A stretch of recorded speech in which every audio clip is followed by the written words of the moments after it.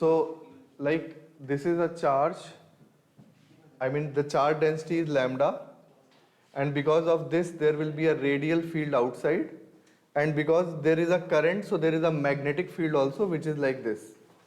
And if I write the force, it is equal to QE plus QV cross B.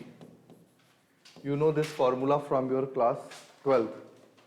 And because in all four options the speed is given in the form of lambda and I, which are constant quantities given here. Okay? So that means this force should not exist. Other force, if there is a force, it will either accelerate or it will deaccelerate, right?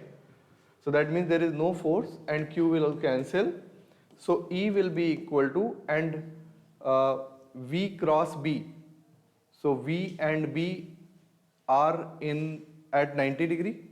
So E is equal to VB. So V is equal to E by B. Okay. So now what is electric field due to a wire?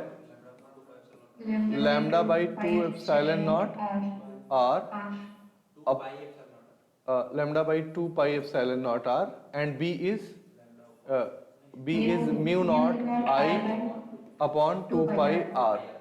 So 2 pi R cancel, and mu naught and this is 1. So it is lambda by I. So that's why option A is correct. Okay.